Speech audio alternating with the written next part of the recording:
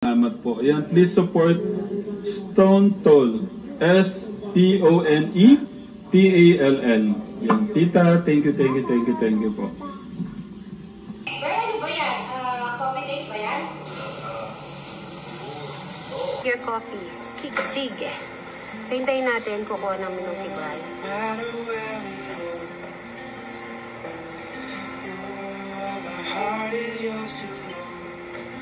Ayun, ito na yan, Emilu. This is reality. Ha? Ako na mag-order? Okay, guys. Ayan na. Ano, may limit or unlimited? At dahil matitikman ko na ang pagod ni Brian sa kanyang bukid. Unlimited daw. Unlimited. Ano yung masarap dito? Unlimited. Cappuccino. Okay. Cheesy spinach quesadilla. Okay. Eh, ano naman yung sa'yo? Saan? Dito? Oo, ano yung sa'yo? Baka naman sa akin lang yung may order. Ikaw wala Alin? Baka naman nagtipid ka naman sa sarili mo. Hanggang? Hindi pwede. Ako tatlong order ko, tapos ikaw na. Tiniis ko hindi nagkape. Afternoon, inintay ko po yung alas 5 ni Brian. Hindi mo, mas okay yun.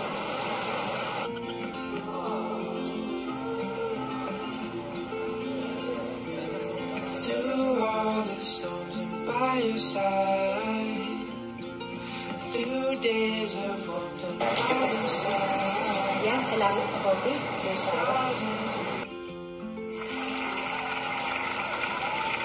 At natapos din po namin ang aming merienda.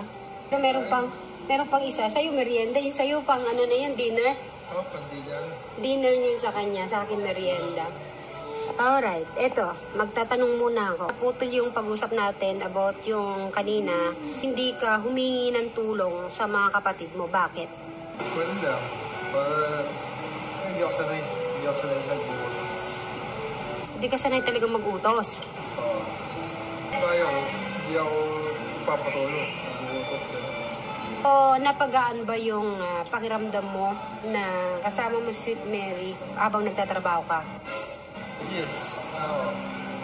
Anong ka-happy? 100%?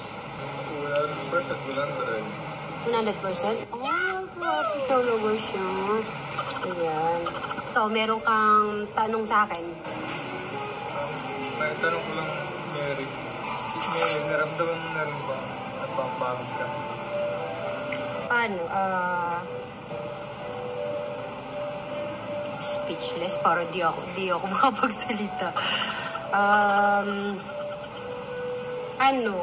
Sabihin na lang natin na kumukuha kong lakas sa'yo at saka sa viewers at syempre sa mga suba followers. Kasi bakit? Dahil napakasipag mo kasi, Bri. Tapos hindi ka kahit na maraming sponsor or madaming nagbibigay sa inyo, hindi mo yun iniisip na marami naman nagbibigay sa amin, bakit pa ako magtatrabaho? Alam mo yun? Nag-ano ka pa rin, nagbubukit ka pa rin, kinukontinue mo pa rin kung ano yung kung ano yung ginagawa mo dati, kinukontinue mo pa rin. Kaya yung pagod minsan, siyempre nararamdaman ko rin yung parang napapagod. Sabi ko, sana si Eric magiging improvement kasi siyempre pag nakakabasa ako ng message, siyempre sinasabi payat, walang nag-change. Siyempre, yung alam yung pakiramdam. Di ba? Ikaw, sasabihin sa yun, oh Brian, ang payat-payat ni Eric, ano bang ginagawa nyo? Kumakain ba siya? Ganyan-ganyan. Kumakain siya. Ano? Lalo na, Inuulam na, ayaw niya nung ito pa, at saka ito, nung hindi siya sumama sa atin, sa Oo, ang dami kong nabasa na bakit di siya sumama, baka yun nga, bakit di natin pinilit. Alam mo ba yung lagi nasa isip ko na parang akala nila na yung ayaw ko siyang sumama. Di ba parang ang sakit sa puso yun? Buti na lang, ang daming mga tagapagtanggol.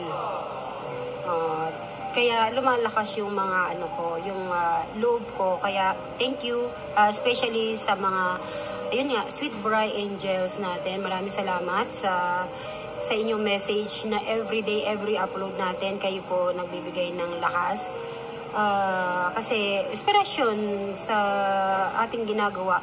Kaya sa iyo din, Bri, inspiration ko din kasi nakikita ko sa iyo yung pursigi mo, ginagawa mo yung best mo, tapos masunurin ka.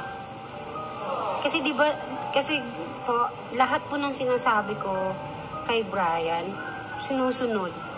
Kaya hindi ako, kung mapapagod man ako, pero pag nakita ko na yung ginagawa mo at saka yung message, nawawala na yung pagod ko at sabi ko, lalaban tayo. Ngayon, alam mo na yung yung laban question mo. Bri,